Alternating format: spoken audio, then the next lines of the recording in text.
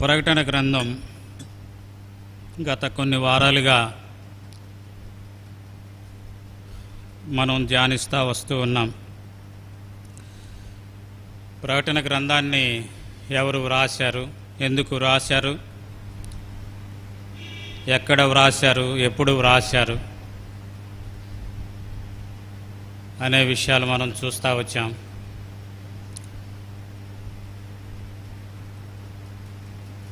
ఈ ప్రకటన గ్రంథాన్ని మనం 8 భాగాలుగా విభజిస్తూ వచ్చాం. తర్వాత ఈ ప్రకటన గ్రంథంలో ఉన్నటువంటి మొదటి వచనములో తన దాసులు అనేటటువంటి మాటను గురించి మనం ధ్యానిస్తూ వస్తూ ఉన్నాం. ఎవరు ఆయన దాసులని పిలిపించుకోవటానికి ఇష్టపడ్డారు తమకై తాము అనేది చూస్తూ వచ్చాం. ఆయన దాసులకి ఉండేటటువంటి లక్షణాలు ఏంటి అనేది కూడా మనం చూసాం. ఆ తరువాత దేవుడు తన దాసుల ఎడల వెల్లడిపరచినటువంటి ప్రేమ, లేదా వారికి ముందుగా హెచ్చరిస్తూ వారిని కాపాడి భద్రపరుస్తూ ఉన్నటువంటి రీతిని మనం జ్ఞాపకం చేసుకుంటూ వచ్చాం. దాసులు అనేటువంటి మాట ఈ ప్రకటన గ్రంథంలో 15 పర్యాయాలు వ్రాయబడి ఉంది అని కూడా మనం చూస్తూ వచ్చాం. ఎలా ఆయన తన దాసులకు కాపుదల, క్షేమాన్ని ఇస్తా వచ్చాడు అనేది ఒక 5 విషయాలు మనం చూస్తూ వచ్చాం. దానిలో మొదటిదిగా ఆయన ప్రత్యక్షత అనుగ్రహించాడు అనేది మనం చూసాం. ఆ తర్వాత ఆయన నీలో ఒక తప్పు ఉన్నది అంటే తన బిడ్డలను సరిదిద్దిన విషయాన్ని మనం చూస్తూ వచ్చాం. సరిదిద్దుకోమని హెచ్చరించిన విషయం. మూడవదిగా తన బిడ్డలకు ఆయన లేదా తన దాసులకు ఆయన ముద్రించినట్లుగా మనం చూసాం. అంటే ప్రత్యేకతను, సెపరేషన్ అనేది మనం చూస్తూ వచ్చాం. తర్వాత ఆయన తన బిడ్డలను ఆరాధించేటువంటి ఆరాధికులుగా చేస్తూ వచ్చాడు అనేది మనం చూస్తూ వచ్చాం. చివరిదిగా పరిస్థితులు ఏమైనప్పటికీ కూడా లోకాధికారి రాజ్యం వెళ్ళేటప్పుడు ఆ లోకాధికారికి సాగిలపడకుండా హతసాక్షులవటానికై దేవుడు తన దాసులకు అనుమతించిన విషయాన్ని కూడా మనం చూసాం. ఈ రీతిగా ఈ 5 అంతల విషయాల ద్వారా దేవుడు తన బిడ్డలను కాపాడుతూ వస్తున్నాడు అనేది మనం చూస్తూ వచ్చాం.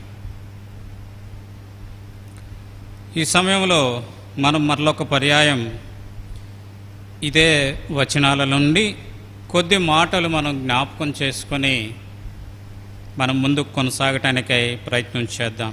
యేసుక్రీస్తు తన దాసులకు కనపరచుటకు దేవుడు ఆయనకు అనుగ్రహించిన ప్రత్యక్షత. ఈ సంగతులు త్వరలో సంభవింపనయున్నవి. ఆయన తన దూత ద్వారా వర్తమానం పంపి తన దాసుడైన యోహానుకు వాటిని సూచించెను. అతడు దేవుని వాక్యమును గూర్చియు యేసుక్రీస్తు సాక్ష్యమును గూర్చియు తాను చూచినంత మట్టుకు సాక్ష్యమిచ్చెను. మనం నేర్చుకోవాల్సినటువంటిది ఏంటి అనేది ఇక్కడ మనం చూస్తూ ఉన్నాం. 2వ వచనములో అతడు దేవుని వాక్యమును గూర్చియు యేసుక్రీస్తు సాక్ష్యమును గూర్చియు తాను చూచినంత మట్టుకు సాక్ష్యమిచ్చెను. కింద అక్కడ మనం చూస్తూ ఉన్నాం, చూచినదంతటిని గూర్చియు, చూచిన అంతటిని గూర్చియు సాక్ష్యమిచ్చాడు. అంటే మనం ఇక్కడ నేర్చుకోవాల్సింది ఏంటి అంటే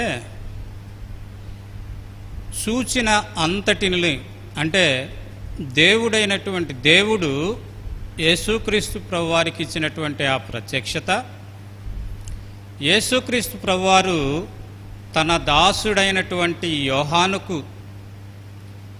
తన దూత ద్వారా చూపించినటువంటి ఆ ప్రత్యక్షతను, అంటే ఆ ప్రత్యక్షత తాను ఏమైతే చూస్తూ వచ్చాడో అది అంతటినీ గూర్చి అదంతా కూడా మనకిక్కడ తెలియపరిచినట్లుగా మనం చూస్తూ ఉన్నాం. అంటే ఆ చూచిన దానిలో దేనిని కూడా తీసివేయలేదు, లేదా ఆ చూచిన దానికి క్రొత్తది ఏది కలపలేదు అనేది మనం ఇక్కడ చూస్తూ ఉన్నాం. చూచినది చూచినట్లుగా చెప్పాడు, వ్రాశాడు అనేది మనం ఇక్కడ చూస్తూ ఉన్నాం. కాబట్టి దేవుని బిడలంగా క్రైస్తవులము అని పిలిపించుకుంటా ఉన్నటువంటి వారంగా, మరి ముఖ్యంగా దేవుడు ఈ దినాలలో దైవజనుడైన భక్సింగ్ గారికి ఇచ్చినటువంటి ఆ ప్రత్యక్షత ఒక ప్రత్యేకతలో కొనసాగుతూ ఉన్నటువంటి వారముగా మనము ఎలా ఉండాలి అనేటటువంటిది మనం ఇక్కడ నేర్చుకోవలసినటువంటి ఆవశ్యకత ఉంది. అందుకే ఈ యొక్క ప్రకటన గ్రంథం 20వ అధ్యాయంలో కూడా మనం ఈ మాట చూస్తూ ఉన్నాం. చూడండి, ఈ ప్రకటన గ్రంథం 20వ అధ్యాయంలో, ప్రకటన గ్రంథము 20వ అధ్యాయములో కూడా మనము క్షమించండి, చివర్లో ప్రకటన గ్రంథం 22వ అధ్యాయంలో మనం చూస్తాం. 19వ వచనం, ఎవడైనను ఈ ప్రవచన గ్రంథమందున్న వాక్యములలో ఏదైనను తీసివేసిన ఎడల దేవుడు ఈ గ్రంథములో వ్రాయబడిన జీవ వృక్షములలోను పట్టణములోను వానికి పాలు లేకుండా చేయను. 18 కూడా చదివితే, ఈ గ్రంథమందున్న ప్రవచన వాక్యములను విను ప్రతివానికి నేను సాక్ష్యమిచ్చున్నది ఏమనగా, ఎవడైనను వీటితో మరి ఏదైనను కలిపిన ఎడల ఈ గ్రంథములో వ్రాయబడిన తెగుళ్ళు దేవుని వానికి కలుగ చేయును. ఎవడైనను ఈ ప్రవచన గ్రంథమందున్న వాక్యములలో ఏదైనను తీసివేసిన ఎడల దేవుడు ఈ గ్రంథమును వ్రాయబడిన జీవవృక్షములోను పట్టణములోను వానికి పాలు లేకుండా. కాబట్టి 18వ వచనంలో మనం చూస్తాం, ఈ గ్రంథములో అంటే వీటిలో మరి ఏదైనను కలిపిన ఎడల ఈ గ్రంథములో వ్రాయబడిన తెగుళ్ళు దేవుడు వానికి కలుగచే. కాబట్టి ఇక్కడ మనం చూస్తూ ఉన్నది ఏంటంటే, చివరిలో ఒక హెచ్చరిక కూడా ఇచ్చినట్లుగా మనం అక్కడ చూస్తూ ఉన్నాం. సాక్ష్యము ఈనాడు మనకి అలవాటు ఏంటిది అంటే, మనకి అవసరమైన చోట్ల కొద్దిగా మసాలా వేయటం ఇష్టపడతా ఉంటాం. అవసరమైన చోట్ల కొద్దిగా మసాలా, అవసరమైన చోట్ల కొన్ని తొలగించటం మనకిష్టం. ఉన్నది ఉన్నట్లుగా మనము తెలియపరచకుండా కొన్ని పర్యాయాలు లేనిది ఉన్నట్లుగా మనం తెలియపరిచేటటువంటి అలవాటు మనం కలిగి ఉంటా ఉన్నాం. ఈనాడు ప్రత్యేకంగా మన ఈ సహవాసములో ఉన్నటువంటి దుస్థితి అదే. ఈనాడు మన సహవాసములో నెలకొని ఉన్నటువంటి దుస్థితిని ఈ వచనం ద్వారా మనం చూస్తూ ఉన్నాం. యోహాను తాను యేసుక్రీస్తుని సాక్ష్యమును గూర్చి తాను చూచినంత మట్టుకు, అంటే తాను చూచినది అంతటినీ గూర్చి సాక్ష్యమిస్తూ వచ్చాడు. ఎందుకు? మన జీవితాల్లో అనేక పర్యాయాలు మనమెందుకు కొంత మసాలా కలుపుతా ఉన్నాం అంటే, లేనివి కలిపి ఎందుకు మనము చెప్తా ఉన్నామంటే, మనమేదో ఆశిస్తూ అందులో ఏదో మన స్వార్థాన్ని ఇమడించుకొని మనం వాటిని ఇతరులకు తెలియపరిచే వారంగా, కొన్ని పర్యాయాలు మనకి ఇబ్బందికరమైన వాటిని తొలగించి చెప్పేటటువంటి వారముగా మనం ఉంటా ఉన్నాం. క్రైస్తవునిగా దేవుని ప్రత్యక్షత కలిగినటువంటి వారముగా ఇది ఏమాత్రమో కూడా క్షేమము కాదు అనేటటువంటిది మనము గ్రహించాలనేది మనం చూస్తూ ఉన్నాం. కాబట్టి తాను చూచినంత మట్టుకు తాను సాక్ష్యం ఇచ్చాడు అంటే అక్కడ ఏముంది అంటే అతడు ఏం చెప్పాడంటే సత్యము చెప్పాడు, రెండవదిగా యథార్థతను చెప్పాడు. తను ఏదైతే చూచాడో అదే చెప్తూ వచ్చాడు అనేది మనం అక్కడ గ్రహిస్తూ ఉన్నాం. కాబట్టి దేవుని బిడలంగా మనం ఎలా ఉండాలి అంటే యేసుక్రీస్తును గూర్చినటువంటి సాక్ష్యము చెప్పగలిగిన వారముగా, లేదా యేసుక్రీస్తుని గూర్చినటువంటి సాక్ష్యాన్ని కాపాడగలిగినటువంటి వారముగా మనం ఉండాలి అనేది దేవుని యొక్క ఉద్దేశంగా మనం చూస్తూ ఉన్నాం. యేసుక్రీస్తుని గూర్చిన సాక్ష్యము చెప్పగలిగిన వారముగా యోహాను భక్తుని వలె, యేసుక్రీస్తుని గూర్చిన సాక్ష్యాన్ని కాపాడగలిగిన వారముగా, అంటే ఎలా కాపాడతాం?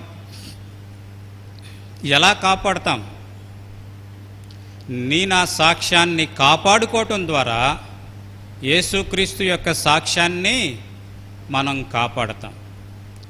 ఉదాహరణకి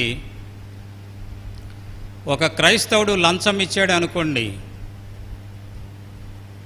లంచం ఇస్తే ఎవరినంటారు? మనల్ని అంటారా? మనల్ని అనరు. ఏమంటారు? ఈ క్రైస్తవులందరూ పేరుకే క్రైస్తవులు, కానీ వారు చేసే పనులన్నీ అదొక్కటే కాదు, ఏదైనా కావచ్చు.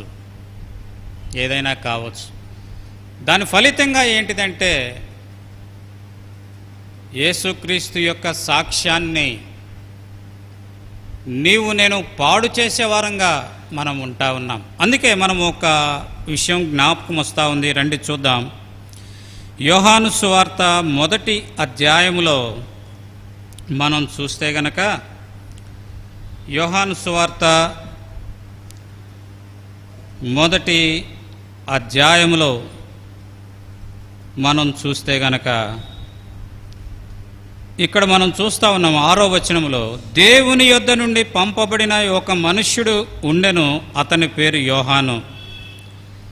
అతని మూలముగా అందరూ విశ్వసించున్నట్లు అతడు ఆ వెలుగును గూర్చి సాక్ష్యమిచ్చుటకు సాక్షిగా వచ్చెను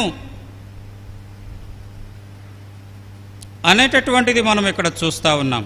తర్వాత 15వ వచనంలో గనక మనం చూస్తే, యోహాను ఆయనను గూర్చి సాక్ష్యమిచ్చుచు, నా వెనుక వచ్చువాడు నాకంటే ప్రముఖుడు గనుక ఆయన నాకంటే ముందటి వాడాయననియు, నేను చెప్పినవాడు ఈయనే అనియు ఎలుగెత్తి చెప్పెను.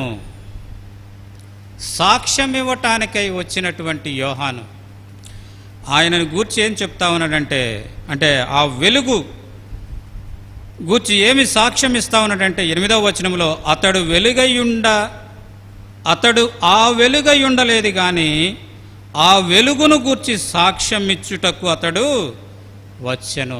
ఆ వెలుగును గూర్చి సాక్ష్యం ఇచ్చుటకు అతడు వచ్చెను. తనను గురించి తానేం చెప్పుకున్నాడు అంటే మనం ఇక్కడ చూస్తాం. 27వ వచనంలో, యోహాను నేను నీళ్లలో బాప్తిస్మమిచ్చుచున్నాను కానీ నా వెనుక వచ్చుచున్నవాడు మీ మధ్య ఉన్నాడు, మీరు ఆయన నెరుగరు, ఆయన చెప్పులు వారును విప్పుటకైనను నేను యోగ్యుడను కానని వారితో చెప్పి. కాబట్టి బాప్తిస్మమిచ్చేటటువంటి యోహాను ఆ వెలుగును గూర్చి సాక్ష్యం ఇస్తూ వచ్చాడు. తన జీవితం ద్వారా ఎక్కడే కానీ ఆ వెలుగును చీకటిగా చేయలేదు, లేదా ఆ వెలుగు మసకబారేటట్లుగా చేయలేదు.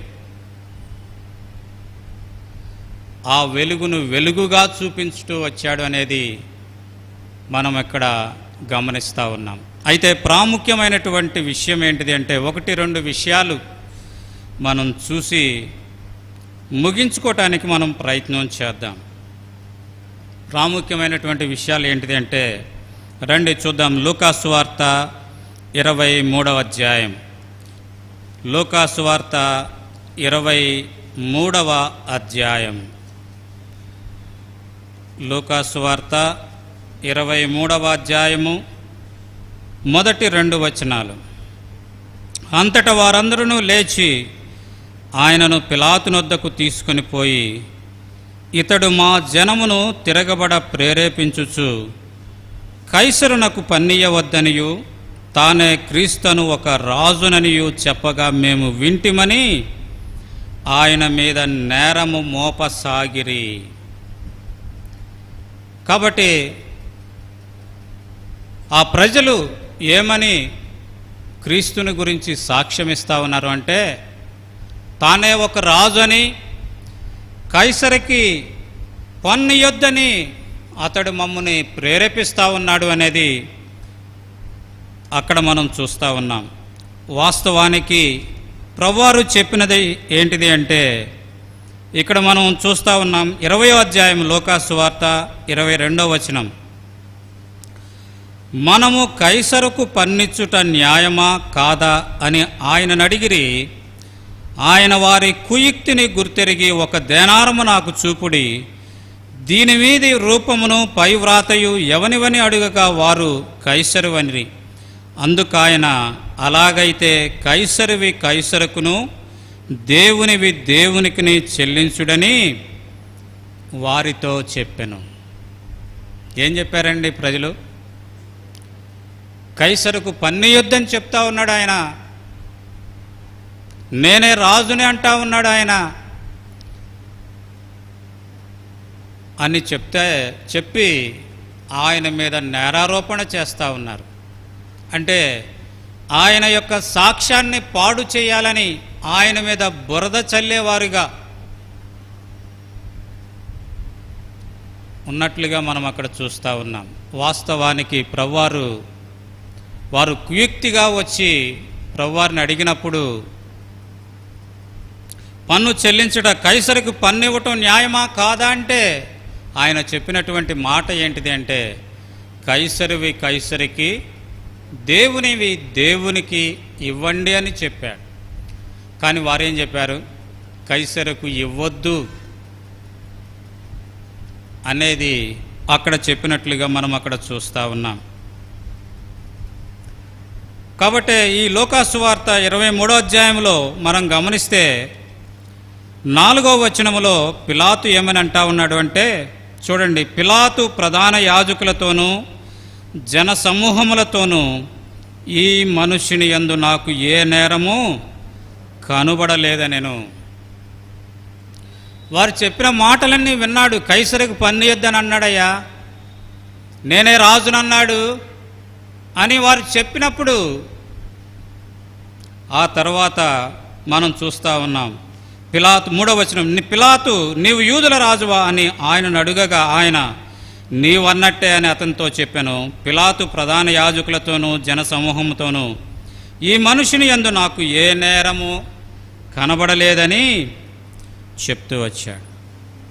ఆ తర్వాత అదే అధ్యాయంలో 23వ అధ్యాయంలో మనం చూస్తే 14వ వచనంలో లేదా 13వ వచనం, అంతటా పిలాతు ప్రధాన యాజకులను అధికారులను ప్రజలను పిలిపించి, ప్రజలు తిరుగుబడినట్లు చేయుచున్నాడని మీరీ మనుష్యుని నా యొద్దకు తెచ్చితిరే, ఇదిగో నేను మీ ఎదుట ఇతనిని విమర్శింపగా మీరితని మీద మోపిన నేరములలో ఒక్కటైనను నాకు కనబడలేదు, హేరోదుకు కూడా కనబడలేదు. హేరోదు అతని మా యొద్దకు తిరిగి పంపాను కదా, ఇదిగో మరణమునకు తగినదేది ఇతడు చేయలేదని, మరణమునకు తగినది ఇతడు ఏది చేయలే, నాకు కనపడలేదు, హేరోదుకి కనపడలేదు, ఇతని యందు ఏ నేరం.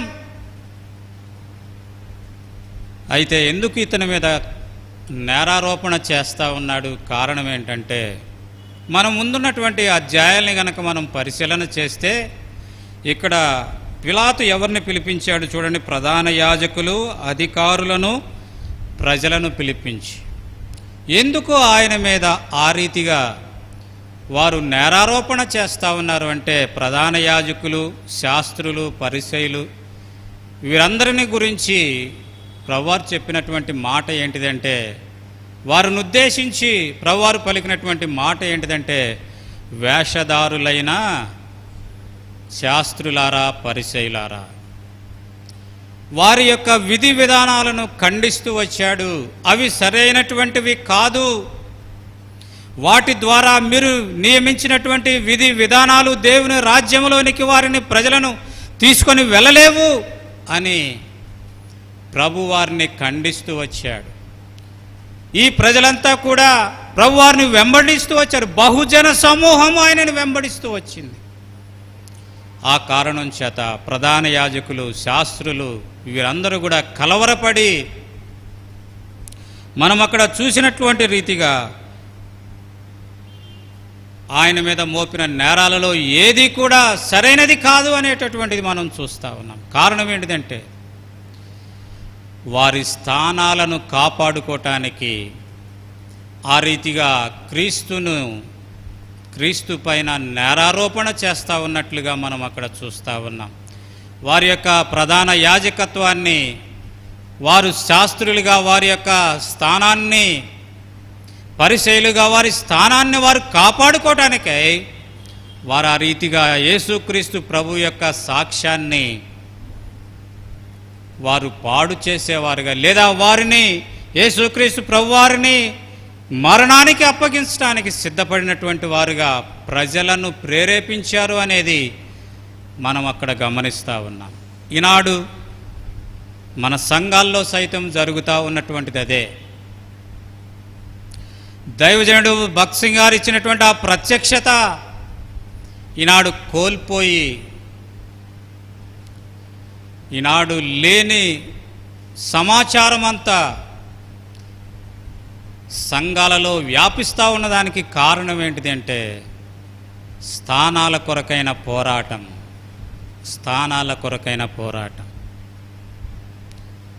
కనుక ప్రియమైన సహోదరుడా, ప్రియమైన సహోదరి, ఈనాడు నీ నా జీవితాల్లో దేవుని సాక్ష్యాన్ని చెడగొడుతూ, మన సాక్ష్యాన్ని మనం చెడగొట్టుకుంటూ, దేవుని రాజ్యానికి మనం దూరమైపోతూ, ఇహలోక సంబంధమైనటువంటి స్థానాల కొరకు మనం ప్రాకులాడుతూ, ఇతరుల మీద లేని వార్తలు పుట్టిస్తూ, ఇతరుల మీద లేని సాక్ష్యాన్ని గుప్పిస్తూ, ఇతరుల యొక్క సాక్ష్యాన్ని పాడు చేస్తూ, ఒకవేళ మన జీవితాలు గనక ఉంటే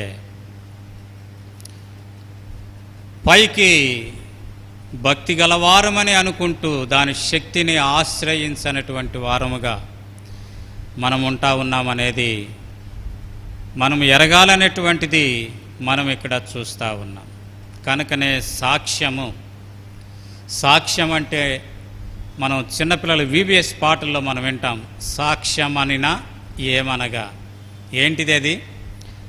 కనిన వినిన సంగతులను తెలియపరచుటయే సాక్ష్యము. కనిన వినిన సంగతులు, కనిన అంటే చూచినవి, విన్నయి మనం తెలియపరచటమే సాక్ష్యం, లేదా అనుభవించినటువంటిది. అంతేకాకుండా మనము చూడనిది, మనము విననిది మనము తెలియపరుస్తూ ఉన్నామంటే ఏంటిది అంటే, మనము అబద్ధ సాక్షులము అనేటటువంటిది మనము గ్రహించాల. దానికి అంటా ఉన్నాడు, వేషధారులైన వ్యభిచారులకైనా దేవుని రాజ్యంలో స్థానముంది, కానీ వేషధారులకు స్థానము లేదు అనేటటువంటిది మనం గమనిస్తూ ఉన్నాం. కనుక మనం ఇక్కడ చూస్తూ ఉన్నాం, పిలాతు ఏమంటా ఉన్నాడంటే, ఈయనేందు ఏ నేరము లేదంటా ఉన్నాడు. అయితే మనం ఇక్కడ ఏం చూస్తూ ఉన్నామంటే, మత్తయి సువార్త చూడండి 26వ అధ్యాయం 59వ వచనం. మత్తయి సువార్త 26వ అధ్యాయము 59వ వచనంలో మనం అక్కడ చూస్తే గనక 26వ అధ్యాయము 59వ వచనంలో గనక మనం అక్కడ చూస్తే, ఇంటి ముంగిటి వరకు ప్రధాన యాజకులను మహాసభ వారందరిను యేసును చంపవలని ఆయనకు విరోధముగా అబద్ధ సాక్ష్యం వెదకుచుండిరి, కానీ అబద్ధ సాక్షులు అనేకులు వచ్చినను సాక్ష్యం ఏమీ దొరకలేదు. తుదకు 2 మనుషులు వచ్చి, వీడు దేవాలయమును పొడగొట్టి 3 దినములలో దానిని కట్టగలని చెప్పాననిరి. ప్రధాన యాజకుడు ఏం చేశాడంటే లేచి బట్టలు చించుకున్నాడు. బట్టలు చించుకొని, ఇంక మనకు సాక్షులతో పనేమి, ఇతనిని సిలువకే అప్పగించండి, ఇతన్ని మరణానికి అప్పగించండి అని చెప్తా ఉన్నట్లుగా అబద్ధ సాక్షులను ఎన్నో సాక్ష్యాలు చెప్తూ వచ్చారు, కానీ ఆ సాక్ష్యాలు ఏమి నిలబడలేదు. అయినప్పటికీ చివరికి 2 వచ్చి చెప్పారంటే ఏమని, దేవాలయాన్ని పడగొట్టి 3 దినాల్లో కడతానన్నాడని. దానికి ప్రధాన యాజకుడు బట్టలు జించేసుకొని, కదండి ఎంత గొప్ప నటన చేశాడో, అక్కడ ఎంత గొప్పగా నటించాడో, ఈయన మరణానికి అప్పగించండి. కారణం ఏంటిదంటే వారి స్థానాన్ని వారు కాపాడుకోవటానికి, వారి స్థానాన్ని వారు కాపాడుకోవటానికి. ఇదంతా ఎందుకు వచ్చింది అంటే యేసుక్రీస్తు ప్రభువారిని మరణానికి అప్పగించాలి అనేటటువంటిది ఎప్పటి నుంచో వారికి ఉన్నప్పటికీ కూడా ప్రధాన యాజకులకి, శాస్త్రులకి, పరిసయ్యులకి ఎలా బలం వచ్చింది అంటే మనం అక్కడ చూస్తాము. చూడండి, ఇక్కడ మనం గనక గమనిస్తే మత్తయి సువార్త 24వ అధ్యాయము 16వ వచనం, మత్తయి సువార్త 24వ అధ్యాయం 16వ వచనంలో గనక మనం చూస్తే, మత్తయి సువార్త 24వ అధ్యాయము 16వ వచనము గనక మనం అక్కడ చూస్తే అక్కడ వ్రాయబడతా ఉంది. చూడండి,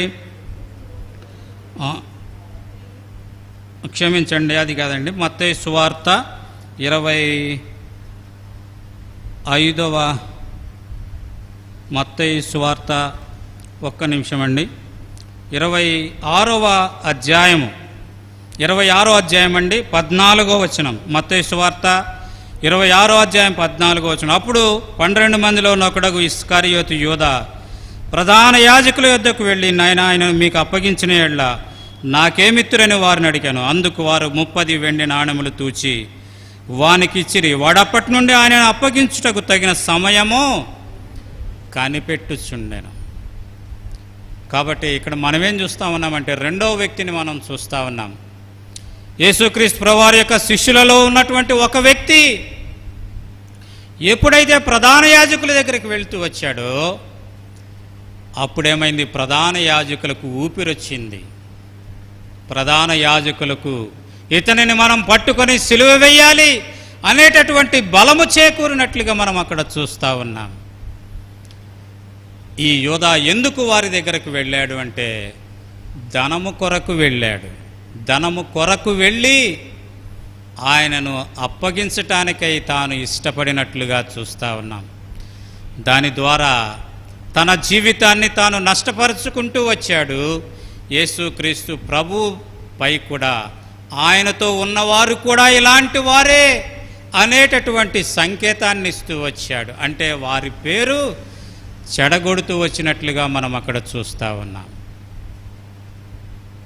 ఎంత గొప్ప నష్టం, ఎంత గొప్ప విచారకరమైనటువంటి పరిస్థితి మనం అక్కడ చూస్తూ ఉన్నామంటే ఆ రీతిగా ఆ యొక్క యూదా తానెళ్ళి వారికి 30 నాణ్యాలకి యేసుక్రీస్తు ప్రభువారిని అప్పగించడానికే ఇష్టపడ్డాడు. తద్వారా ఆ యొక్క యూదా జీవితంలో జరిగిన గొప్ప నష్టాలు కొన్ని మనం చూసి ముగించుకోవటానికి ప్రయత్నం చేద్దాం. యూదా యొక్క జీవితంలో జరిగినటువంటి గొప్ప నష్టాలు కొన్ని మనం చూసి ముగించుకోవటానికి ప్రయత్నం చేద్దాం. చూడండి, మత్తయి సువార్త 27వ అధ్యాయము 5వ వచనం. మత్తయి సువార్త 27వ అధ్యాయము 5వ వచనం. మత్తయి సువార్త 27వ అధ్యాయము 5వ వచనం. అతడు ఆ వెండి నాణెములు దేవాలయములో పారవేసి పోయి ఉరిపెట్టుకొనెను. అయితే ఆ పైన ఉన్నటువంటి మాట 3వ వచనం ఏంటంటే, అప్పుడు ఆయనను అప్పగించిన యూదా ఆయనకు శిక్ష విధింపబడగా చూచి పశ్చాత్తాపపడి ఆ 30 వెండి నాణెములు ప్రధాన యాజకుల యొద్దకును పెద్దల యొక్కను మరలా తెచ్చి, నేను నిరపరాధి రక్తమును అప్పగించి పాపము చేస్తునని చెప్పాను. వారు దానితో మాకేమి, నీవే చూసుకొనమని చెప్పగా అతడు ఆ వెండి నాణెములు దేవాలయంలో పారవేసి పోయి ఉరిపెట్టుకొనెను.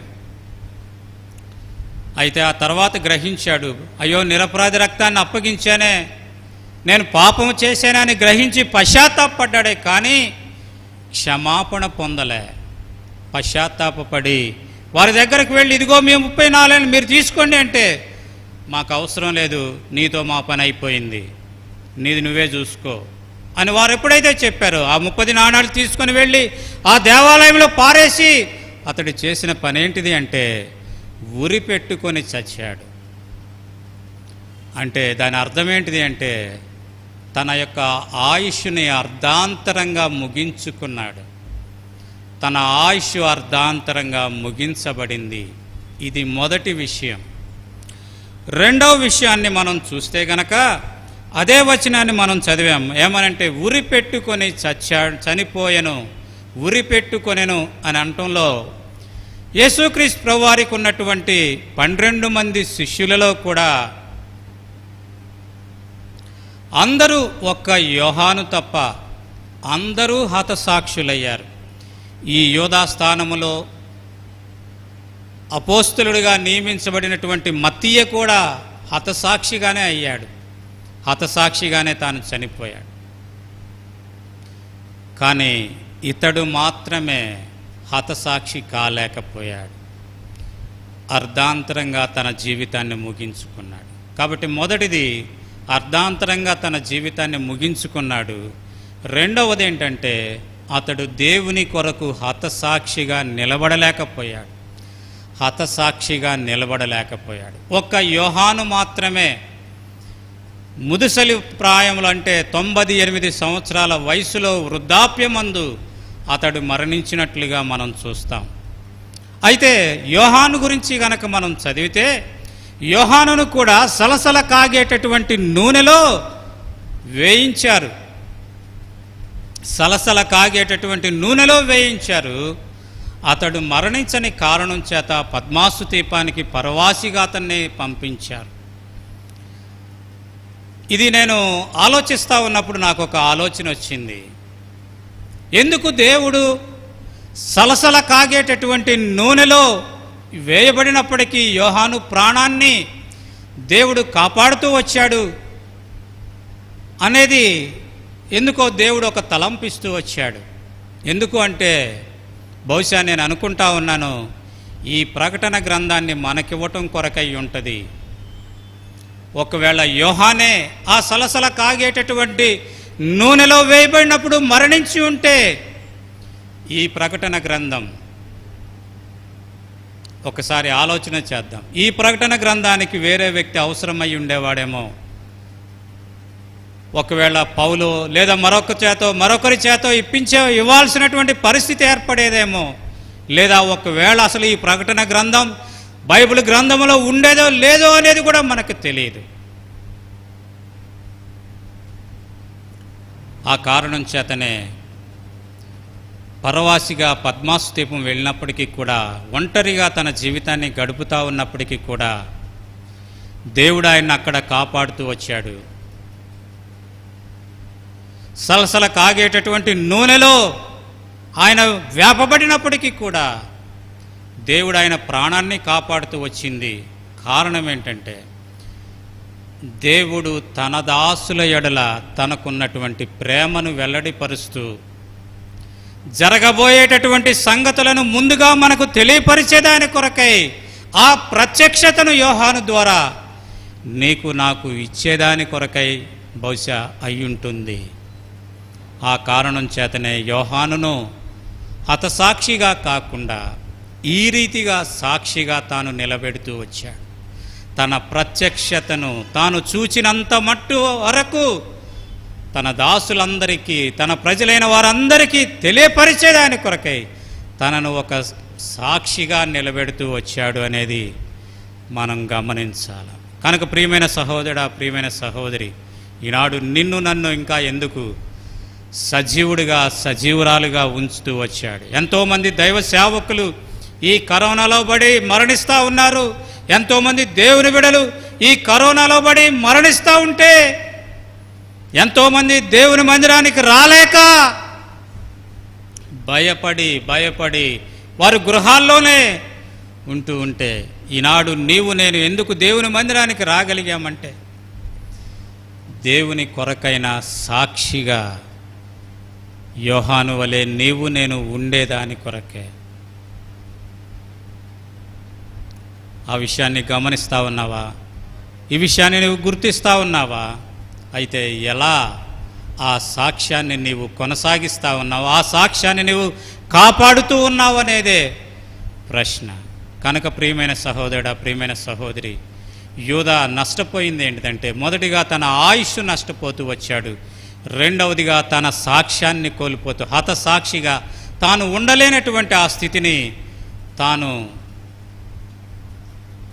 కలిగినట్లుగా మనం అక్కడ చూస్తూ ఉన్నాం. మూడవదిగా గనక మనం చూస్తే ప్రకటన గ్రంథం 2వ అధ్యాయము 10వ వచనం. ప్రకటన గ్రంథం 2వ అధ్యాయం 10వ వచనం. ఇదిగో మీరు శోధింపబడినట్లు అపవాది మీలో కొందరిని చెరలో వేయింపబోచున్నాడు. 10 దినములు శ్రమ కలుగును, మరణం వరకు నమ్మకముగా ఉండుము, నేను నీకు జీవ కిరీటం ఇచ్చేదను. మరణము వరకు నమ్మకముగా ఉండుము, నేను నీకు జీవ కిరీటం ఇచ్చేదను. జీవ కిరీటాన్ని తాను కోల్పోయినట్లుగా మనం చూస్తాం. మూడవదిగా మరణము వరకు తాను నమ్మకంగా ఉండలేకపోతూ వచ్చాడు. మరణం వరకు తాను నమ్మకంగా ఉండలేకపోతూ వచ్చాడు. ఏ ప్రభువారినైతే తాను వెంబడిస్తూ వచ్చాడో, ఏ ప్రభువారి చేతనైతే తాను దయ్యాల మీద అధికారం, రోగాల మీద అధికారం పొందుతూ వచ్చాడో, ఏ ప్రభువారి దగ్గర మా విశ్వాసాన్ని వృద్ధి పొందించు ప్రభువా అని చెప్తూ వచ్చినటువంటి శిష్యులలో ఒకడిగా తాను ఉంటూ వచ్చాడో, ఆ ప్రభువారినే అమ్మివేశాడు, ఆ ప్రభువారినే వెన్నుపోటు పొడిచాడు అనేది మనం ఇక్కడ చూస్తూ ఉన్నాం. ఆ కారణం చేత తన నమ్మకత్వాన్ని కోల్పోయినటువంటి యూదా జీవ కిరీటాన్ని కోల్పోయినట్లుగా మనం అక్కడ చూడగలుగుతా ఉన్నాం. రండి, 4వదిగా మనం చూద్దాం. మత్తయి సువార్త 19వ అధ్యాయము 28వ వచనాన్ని గనక మనం చూస్తే, మత్తయి సువార్త 19వ అధ్యాయము 28వ వచనం చూడండి. మత్తయి సువార్త 19వ అధ్యాయం 28వ వచనం. యేసు వారితో ఇట్లనెను, ప్రపంచ పునర్జన్మమందు మనుష్య కుమారుడు తన మహిమగల సింహాసనం మీద ఆసీనుడై ఉన్నప్పుడు నన్ను వెంబడించిన మీరును 12 సింహాసనముల మీద ఆసీనులై ఇశ్రాయేలు 12 గోత్రముల వారికి తీర్పు తీర్చుదురు. ఏం కోల్పోయాడండి అక్కడ? ఏం కోల్పోయాడంటే సింహాసనాన్ని కోల్పోయాడు. తనను వెంబడించినటువంటి ఆ 12 మందికి సింహాసనాలు ఇచ్చి తీర్పు తీర్చేటటువంటి గొప్ప ధన్యత ప్రభువారు అనుగ్రహిస్తే, ఈనాడు కనీసం ఆ సింహాసన ఛాయలకు కూడా ఈ యూదా రాలేనటువంటి స్థితి. ఎంత భయంకరమైన దుస్థితి, ఎంత భయంకరమైన దుస్థితి. సింహాసనాన్ని కోల్పోయాడు. ప్రభుతో పాటు ఉండేటటువంటి, ప్రభుతో పాటు ఆ యొక్క సింహాసనాల మీద ఆసీనుడయ్యేటువంటి ఆ గొప్ప భాగ్యాన్ని తాను కోల్పోయినట్లుగా మనం అక్కడ చూస్తూ ఉన్నాం. రండి, 5వదిగా మనం చూద్దాం. 5వదిగా మనం చూస్తే ప్రకటన గ్రంథం 4వ అధ్యాయం 4వ వచనం. ప్రకటన గ్రంథం 4వ అధ్యాయం 4వ వచనం. సింహాసనం చుట్టూ 24 సింహాసనములున్నాయి. ఆ సింహాసనములందు 24 పెద్దలు తెల్లని వస్త్రములు ధరించుకొని తమ తలల మీద సువర్ణ కిరీటములు పెట్టుకున్న వారై కూర్చుండిరి. మనం అక్కడ చూస్తూ ఉన్నాం. తర్వాత 10-11 వచనాలు ఉన్నాయి. ఆ 24 పెద్దలు సింహాసనం మందు ఆసీనుడై ఉండు వాని ఎదుట సాగిలపడి యుగయుగములు జీవించున్న వానికి నమస్కారము చేయుచు, ప్రభా మా దేవా, నీవు సమస్తమును సృష్టించితివి, నీ చిత్తమును బట్టి అవి ఉండెను, దానిని బట్టి సృష్టింపబడెను గనుక నీవే మహిమ ఘనత ప్రభావంలో పొందనర్హుడవని చెప్పుచు తమ కిరీటములు ఆ సింహాసనం ఎదుట వేసిరి. కాబట్టి నా 5వదిగా మనం అక్కడ చూస్తూ ఉన్నది ఏంటిది అంటే, ప్రభుతో కూడా ఆయన సన్నిధిని ఉండేటటువంటి గొప్ప భాగ్యాన్ని కోల్పోయాడు. అదే సమయంలో ప్రభువుని ఆరాధించేటటువంటి గొప్ప ధన్యతను కోల్పోయాడు. ఎంత గొప్ప నష్టం, ఎంత గొప్ప నష్టం. కనుక ప్రియమైన సహోదరుడా, ప్రియమైన సహోదరి, ఈనాడు నీ నా జీవితంలో నీ నా సాక్ష్యాన్ని మనం కాపాడుకోగలుగుతా ఉన్నామా? మన సాక్ష్యాన్ని మనం కాపాడుకుంటూ మన సహచరుల యొక్క సాక్ష్యాన్ని కాపాడగలిగే వారంగా ఉంటా ఉన్నామా? మన సహచరుల యొక్క సాక్ష్యాన్ని కాపాడుతూ మన సంఘం యొక్క సాక్ష్యాన్ని కాపాడగలిగే వారం ఉంటామన్నామా? మన సంఘం యొక్క సాక్ష్యాన్ని కాపాడుతూ సంఘానికి శిరస్సై ఉన్నటువంటి క్రీస్తు సాక్ష్యాన్ని కాపాడగలిగిన వారంగా మనం ఉంటా ఉన్నామా లేదా? రండి, ఆరవదిగా చూద్దాం. ఆరవదిగా అతడేమి కోల్పోయాడంటే మనం చూద్దాం. రండి, ప్రకటన గ్రంథం 21వ అధ్యాయము 14వ వచనం. ప్రకటన గ్రంథం 21వ అధ్యాయము 14వ వచనం. ఆ పట్టణపు ప్రాకారము 12 పునాదులు గలది. ఆ పునాదుల పైన గొర్రెపిల్ల యొక్క 12 అపోస్తుల పేర్లు కనబడుచున్నవి. ఏం కోల్పోయాడండి? ఆ యొక్క పరలోకపు పట్టణము యొక్క ప్రాకారము పైన ఏమున్నాయి? ఆయన ఆ గొర్రెపిల్ల యొక్క అపోస్తలులైనటువంటి 12 మంది యొక్క పేర్లు కనపడుతూ ఉన్నాయి. అవి ఎప్పటికీ తుడిచివేయబడినటువంటివి, అవి ఎప్పటికీ మాసిపోనటువంటివి, అవి యుగాయుగాలు ఆ ప్రాకారాల మీద అలాగే నిలిచి ఉండేటటువంటి పేర్లవి. 12 పేర్లు, 12 మంది పేర్లు. వాటిలో యోధా పేరు తొలగించబడింది. కారణం ఏంటిది అంటే అతను సాక్ష్యాన్ని కోల్పోయి అపనమ్మకస్తుడై తన యొక్క యజమానునికి ద్రోహము చేసినటువంటి కారణము చేత తాను అంత గొప్ప నష్టాన్ని కోల్పోయినట్లుగా మనం అక్కడ చూస్తూ ఉన్నాం. 7వదిగా మనం చూస్తాం అపోస్తల కార్యాలు 1వ అధ్యాయము. రండి చూద్దాం. అపోస్తల కార్యాలు 1వ అధ్యాయము 25వ వచనం. అపోస్తల కార్యాలు 1వ అధ్యాయము 25వ వచనం. తన చోటికి పోవుటకు యోధా తప్పిపోయి పోగొట్టుకొనిన ఈ పరిచర్యలోను అపోస్తలత్వములోను పాలు పొందుటకు వీరిద్దరిలో నీవు ఏర్పరచుకునిన వానిని కరుణపరచుమనిరి. అంతటా వారు వీరిని గూర్చి చీట్లు వేయగా మత్తీయ పేరట చీటి వచ్చిన గనుక అతడు 11 మంది అపోస్తలులతో కూడా లెక్కింపబడెను. కాబట్టి 7వదిగా ఏం కోల్పోయాడంటే ఇక్కడ మనం చూస్తూ ఉన్నాం, పరిచర్య కోల్పోయాడు, అపోస్తలత్వం కూడా కోల్పోయాడు. అపోస్తలుడైన యోధా అని ఉండాల్సినటువంటి ఆ స్థానములో యోధా అనే పేరే అక్కడ వ్రాయబడుతూ వచ్చింది. పరిచర్య కోల్పోయాడు, అపోస్తలత్వాన్ని కూడా కోల్పోయాడు. ఎంత గొప్ప నష్టం, ఎంత గొప్ప నష్టం. కనుక ప్రియమైన సహోదరుడా, ప్రియమైన సహోదరి, అంత మాత్రమే కాదు కానీ రండి చూద్దాం. 8వదిగా మనం గమనిద్దాం. రండి, 8వదిగా యోహాను సువార్త 17వ అధ్యాయము 12వ వచనాన్ని కనుక మనం చూస్తే, యోహాను సువార్త 17వ అధ్యాయం 12వ వచనం.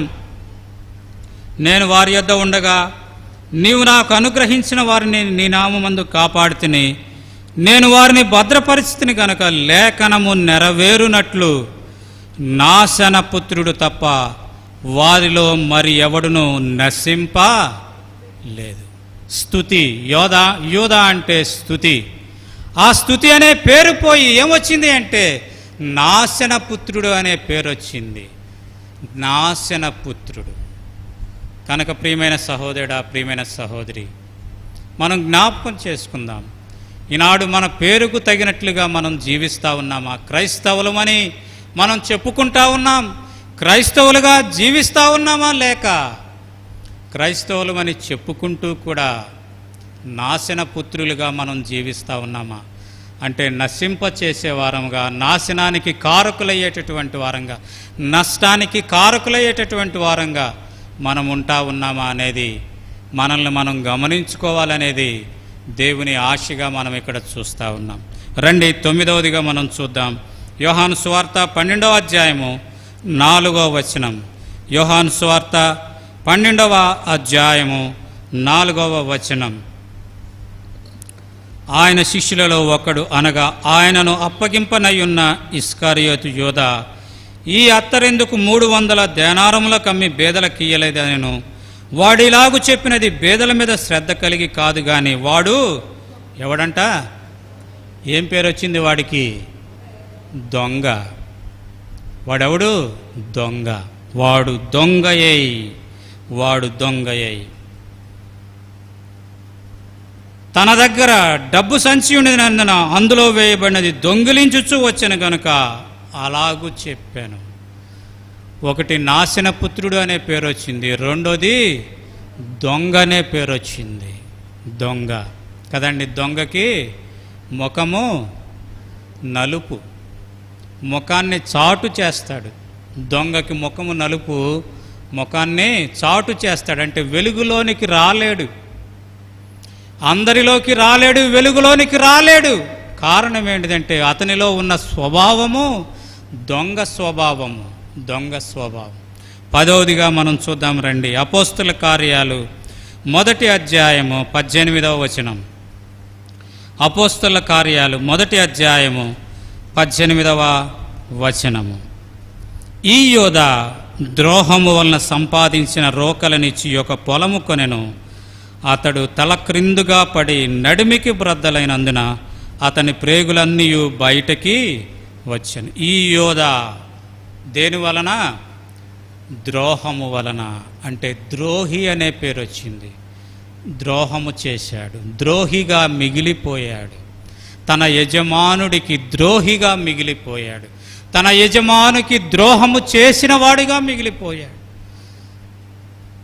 తన యజమానునికి ద్రోహము చేసిన వాడిగా మిగిలిపోయాడు. కనుక ఎంత గొప్ప నష్టాన్ని ఈ యోధా పొందాడు అనేది మనం చూస్తా ఉన్నాం. కనుక ప్రియమైన సహోదరుడా, ప్రియమైన సహోదరి, ఈనాడు నీవు నేను సాక్ష్యాన్ని కాపాడుకోవాలా. సాక్ష్యాన్ని కాపాడుకోవటం అంటే ఏంటంటే కనిన వినిన సంగతులను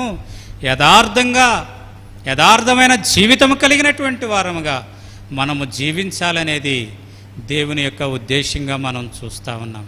అందుకే యోహానుని ఆయన ముదుసలి ప్రాయం వరకు, నిండు వృద్ధాప్యం వరకు ఆ యొక్క సలసల కాగేటటువంటి నూనెలో వేయించబడినప్పటికీ కూడా అతనిని సజీవుడిగా దేవుడు ఎందుకు ఉంచుతూ వచ్చాడు అంటే నీకు నాకు ఈ ప్రత్యక్షత ఇచ్చి సాక్ష్యాన్ని కనపరిచేదాని కొరకై, నిన్ను నన్ను జాగ్రత్త పరిచేదాని కొరకై. ఏంటి కారణం అంటే అక్కడ వ్రాయబడతా ఉంది. ఏమనంటే చూద్దాం. ప్రకటన గ్రంథం 1వ అధ్యాయంలో గనక మనం అక్కడ చూస్తే అక్కడ వ్రాయబడతా ఉన్నటువంటి మాట ఏంటిది అంటే చూడండి, 3వ వచనం. సమయము సమీపించినది కనుక ఈ ప్రవచన వాక్యములు చదువువాడును అనేది మనం చూస్తూ ఉన్నాం. అక్కడ 1వ వచనంలో గనక చూస్తే ఈ సంగతులు త్వరలో సంభవింపనయ్యున్నవి. త్వరలో సంభవింపనయ్యున్నటువంటి సంగతులు నీకు నాకు తెలియపరచి నిన్ను నన్ను జాగ్రత్త పరచాలని దేవుని యొక్క ఉద్దేశంగా మనం అక్కడ చూస్తూ ఉన్నాం. దేవుని యొక్క ఉద్దేశంగా మనం చూస్తూ ఉన్నాం. ఇంకొక విషయాన్ని చూసి ముగిస్తా. ఒక్క నిమిషం లేదా 2 నిమిషాలు.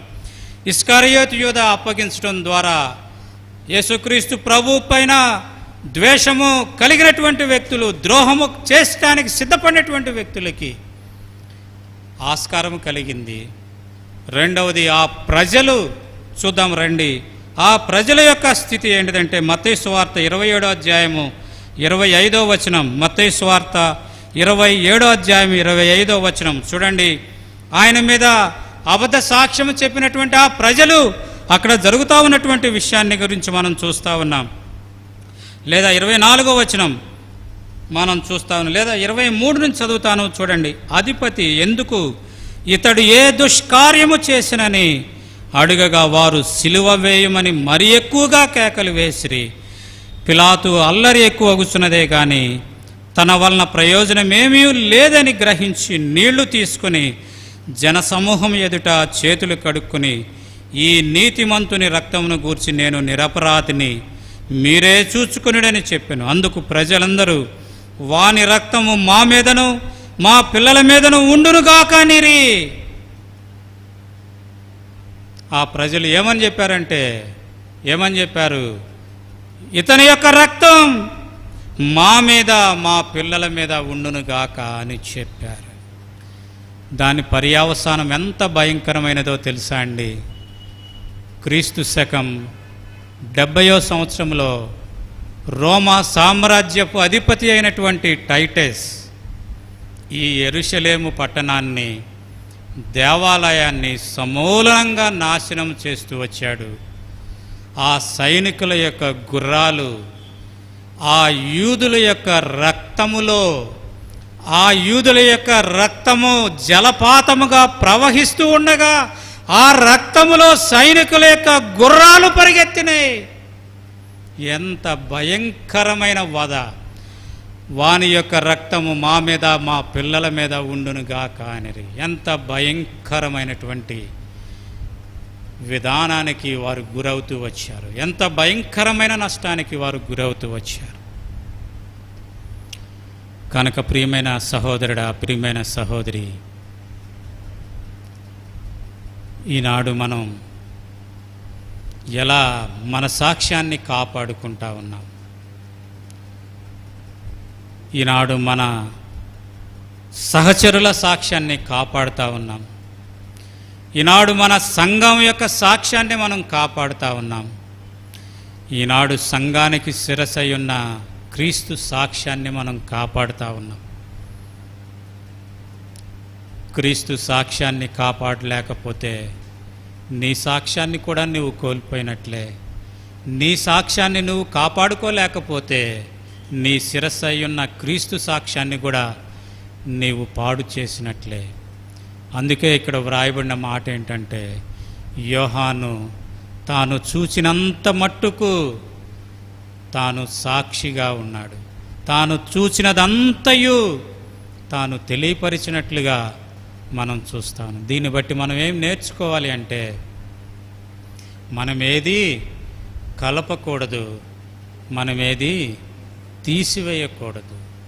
దాని ఫలితంగా ఒకవేళ మనం కలిపితే, ఒకవేళ మనం తీసివేస్తే ఎంతో గొప్ప నష్టం, భయంకరమైన ఉగ్రత.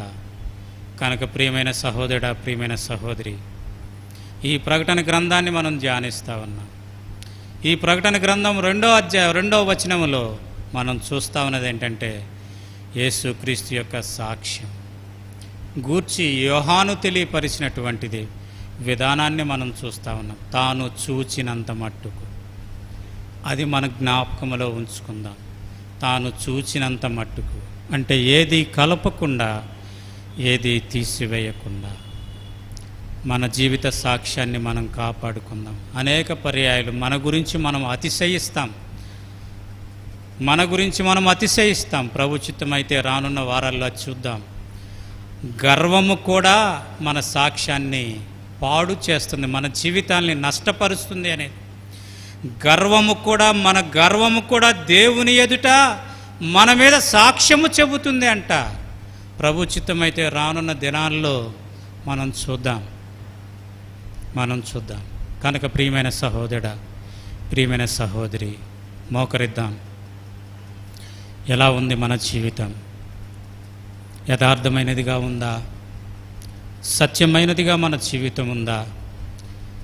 లేక మనల్ని మనం పాడు చేసుకుంటూ, మన ద్వారా ఇతరులను పాడు చేస్తూ, తద్వారా సంఘాన్ని పాడు చేస్తూ, తద్వారా క్రీస్తుకి అవమానాన్ని తెచ్చేవారంగా మనం ఉంటా ఉన్నామా?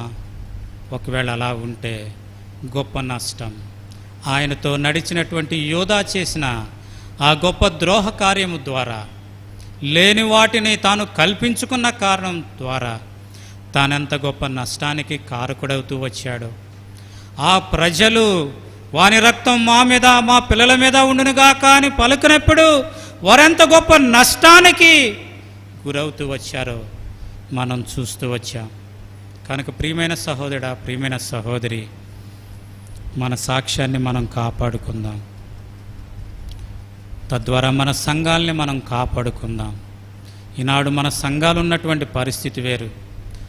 ఒకప్పుడు దైవజనుడు భక్సింగ్ గారు బ్రతికున్నప్పుడు ఉన్నటువంటి సాక్ష్యం ఏంటి? అమ్మో బెరాకానా, బెరాకా వైపు చూడటానికే వెరచినటువంటి కన్నులు, బెరాకా వైపు చూపించటానికే చెయ్యి చాచనటువంటి చేతులు ఈనాడు బెరాకా వైపు చేయి చాస్తా ఉన్నాయి. ఈనాడు బెరాకా వైపు దృష్టి నిలుపుతా ఉన్నాయి. దీనికి కారణం ఎవరు? దీనికి ఎవరు కారణం? కనుక ప్రియమైన సహోదరుడా, ప్రియమైన సహోదరి, దేని కొరకు దేనిని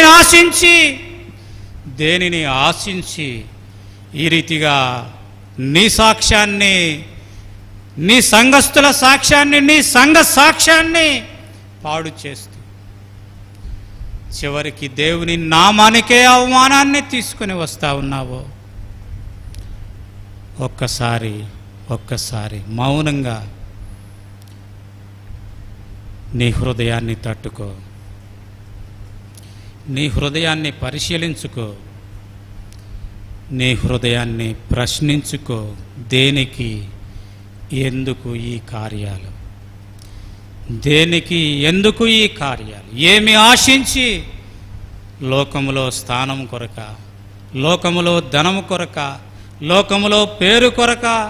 దేని కొరకు? ఇవేవి పరలోకములో పనికిరావు అనేటటువంటి ఆ గ్రహింపు కలిగిందా, కలగలేదా? ఆ గ్రహింపులోనికి వచ్చావా లేదా?